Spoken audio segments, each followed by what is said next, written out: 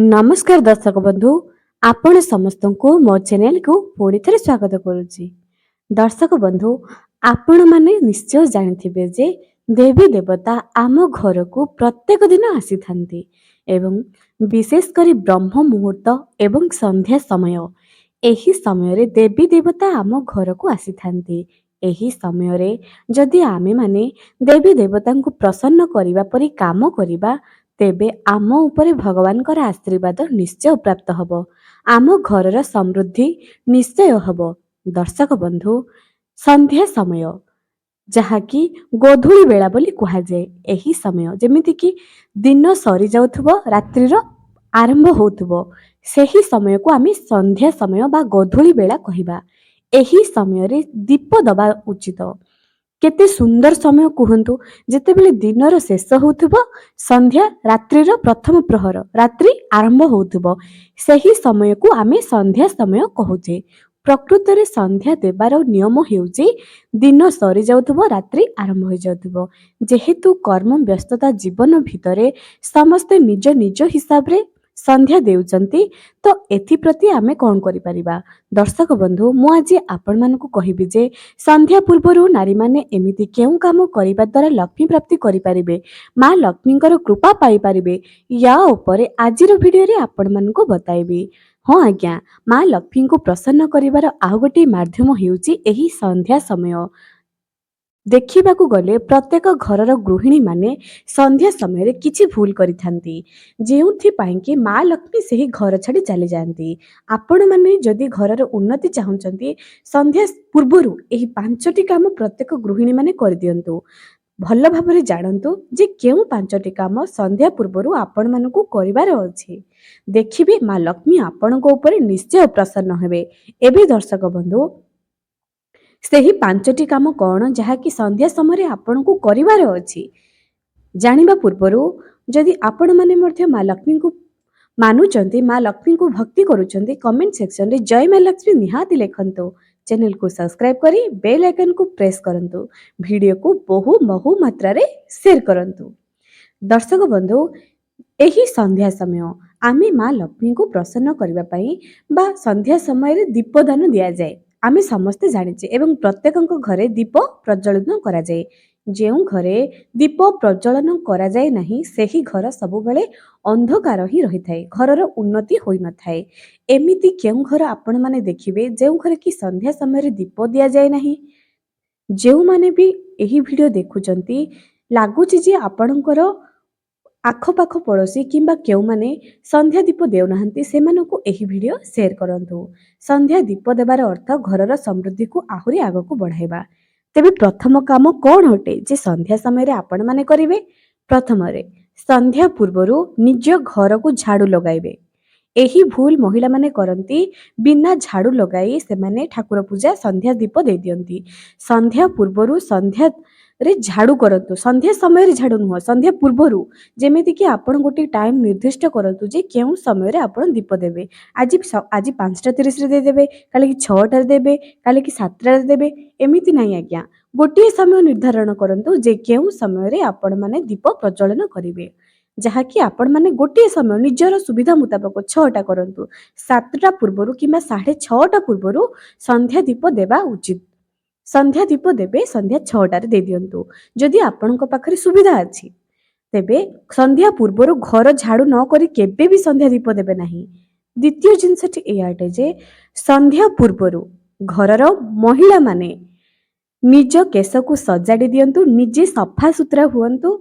जेमिति सकाळ समय रे गाधोई आसिया परे आमे श्रृंगार होउचे, सिंदूर लगाउचे, निजे भल वस्त्र पिंधुचे, सेही परी संध्या पूर्वरु मध्य महिला माने जदि उन्नति चाहुचंती घरर संध्या पूर्वरु निजे साज श्रृंगार हुअंतु। एहा थरटे करिकि देखंतु एहा केते फरक पकाउची आपणक जीवन रे निजे को पचारंतु जे पूर्वर परिस्थिति वर्तमान परिस्थिति रे केते फरक आसुची, केते अंतर आसुची। तेबे संध्या पूर्वरु घरर महिला माने सफा सुतरा हुअंतु, नूतन वस्त्र ପୂର୍ବ ବସ୍ତ୍ରକୁ ବାହାର କରି ନୂତନ ବସ୍ତ୍ର ପିନ୍ଧନ୍ତୁ, ସଫାସୁତୁରା ହୋଇକରି ଧୋଇ ଧାଇ କରି ସନ୍ଧ୍ୟା ଦୀପ ଦେବାକୁ ଯାଆନ୍ତୁ। ଅର୍ଥାତ୍ କହିବାର ଅର୍ଥ ଯେ ଦିନ ସାରା ଯେଉଁ ବସ୍ତ୍ର ପିନ୍ଧିଥିବେ ତାହାକୁ ପିନ୍ଧିକରି ସନ୍ଧ୍ୟା ଦୀପ ଦିଅନ୍ତୁ ନାହିଁ।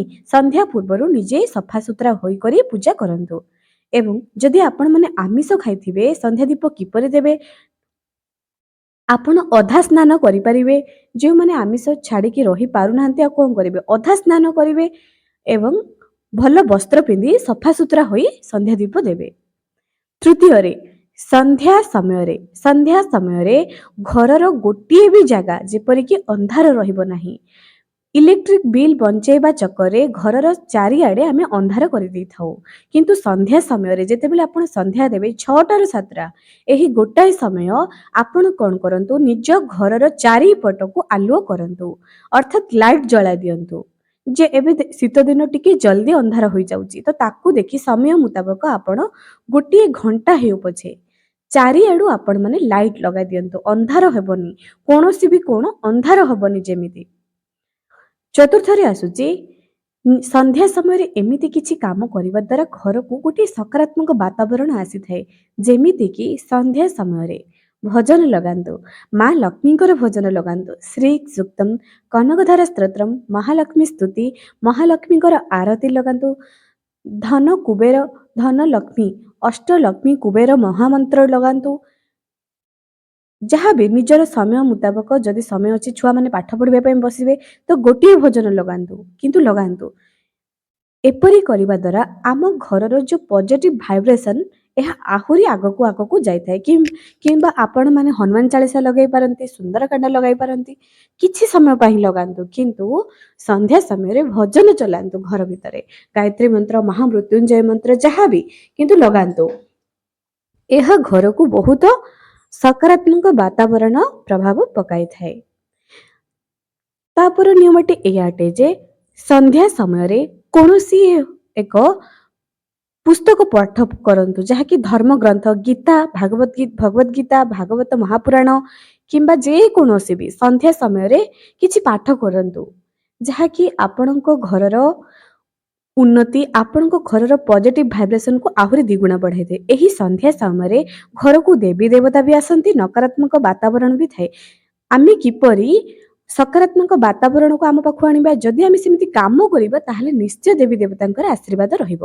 ସନ୍ଧ୍ୟା ସମୟରେ ଚେଷ୍ଟା କରନ୍ତୁ ଯେ ଆପଣମାନେ କିଛି ନା କିଛି ଗୋଟେ ଧର୍ମଗ୍ରନ୍ଥ ନିଜ ଘରେ ପଢ଼ିବେ କିମ୍ବା ହନୁମାନ ଚାଳିଶା ପଢ଼ିପାରନ୍ତି, କିନ୍ତୁ ସଫାସୁତୁରା ହୋଇକରି ପଢ଼ିବେ।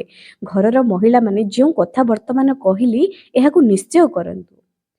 ତୁଳସୀ ମୂଳରେ ଘିଅର ଦୀପ ପ୍ରଜ୍ୱଳନ କରିବା ପାଇଁ ଜମା ବି ଭୁଲନ୍ତୁ ନାହିଁ। ପ୍ରଥମେ ଆପଣ ନିଜ ଘର ଠାକୁରଙ୍କ ପାଖରେ ଦୀପ ପ୍ରଜ୍ୱଳନ କରିବେ, ତାପରେ ଯାଇ ଆପଣ ମା ବୃନ୍ଦାବତୀଙ୍କ ନିକଟରେ ଦୀପ ପ୍ରଜ୍ୱଳନ କରିବେ। ତାପରେ ଆସିକରି ଯଦି ଆପଣମାନେ ସନ୍ଧ୍ୟାରେ ଭୋଗ ଦେବା ପାଇଁ ଚାହୁଁଛନ୍ତି ନିଶ୍ଚୟ ଦେଇପାରନ୍ତି। ଘରେ ଯଦି ବାଲଗୋପାଳକୁ ରଖିଛନ୍ତି ତାଙ୍କର ବସ୍ତ୍ର ଚେଞ୍ଜ କରିବେ। ତାଙ୍କ ପାଇଁ ଯେତେବେଳେ ସନ୍ଧ୍ୟା ଗଡ଼ିଯିବ ଆପଣ ଭୋଗ ଲଗାଇବେ, କିଛି ସମୟ ରହିବେ, ତାପରେ ବାଲଗୋପାଳଙ୍କର ଶୋଇବା ନିମନ୍ତେ ତାଙ୍କ ପାଇଁ ସେଜ ବି ପକାଇ ପାରନ୍ତି, ତାଙ୍କୁ ଶୁଆଇ ପାରନ୍ତି। ଯଦି ଅନ୍ୟ କୌଣସି ମୂର୍ତ୍ତି ଅଛି ଘରେ, ଆପଣମାନେ ତାଙ୍କର ରାତ୍ରି ସମୟର ବସ୍ତ୍ରକୁ ବି ବଦଳାଇ ପାରନ୍ତି। ଯଦି ଆପଣ ଡେଲି ଏପରି କରୁଛନ୍ତି, ବିଶେଷ କରି ଲଡ୍ଡୁ ଗୋପାଳଙ୍କ ସହିତ ଏମିତି କରାଯାଏ। ଏବେ ଠାକୁରଙ୍କୁ ଯେଉଁ ଫୁଲ ଦେଉଛନ୍ତି ସେହି ଫୁଲକୁ ବି ଯେତେବେଳେ ପୂଜା ସରିଯିବ, ଭୋଗ ସରିଯିବ, ଠାକୁରଙ୍କ ଉପରେ ଦିଆଯାଉଥିବା ଫୁଲକୁ ବାହାର କରିଦିଅନ୍ତୁ। ଏପରି କରିବା ନିହାତି ଆବଶ୍ୟକ ଅଟେ ସନ୍ଧ୍ୟା ସମୟରେ। ଏବଂ ସନ୍ଧ୍ୟା ଭୋଗକୁ ଆପଣ କେତେବେଳେ କାଢ଼ିବେ? ଦର୍ଶକ ବନ୍ଧୁ, କିଛି ଜାଗାରେ ମୁଁ ଶୁଣିଛି ଏବଂ ଘରେ ବି କରିବାର ଦେଖିଛି। ଯଦି ଆପଣଙ୍କ ଘରେ କିପରି କରାଯାଏ ଆପଣ ନିଜର ବୟୋଜ୍ୟେଷ୍ଠ ବ୍ୟକ୍ତିମାନଙ୍କୁ, ଗୁରୁଜନମାନଙ୍କୁ ପଚାରି ପାରନ୍ତି। ସନ୍ଧ୍ୟା ସମୟରେ ଯଦି ଭୋଗ ଦିଆଯାଏ ଏହାକୁ ଘୋଡ଼ାଇ କରି ରାତ୍ରି ସମୟରେ ଠାକୁରଙ୍କ ଘରେ ହିଁ ରଖାଯାଏ। ଏହାକୁ ସକାଳ ସମୟରେ ସମସ୍ତେ ପ୍ରସାଦ ସ୍ୱରୂପ ବାଣ୍ଟି କରି ଖାଆନ୍ତି। ତ ଆପଣଙ୍କ ଘରେ ଯେପରି ହେଉଛି ଆପଣ ସେମିତି କରନ୍ତୁ, କିନ୍ତୁ ସବୁ ଫୁଲକୁ ବାହାର କରିଦେବେ, ଲଡ୍ଡୁ ଗୋପାଳକୁ ଶୋଇବାର ବ୍ୟବସ୍ଥା।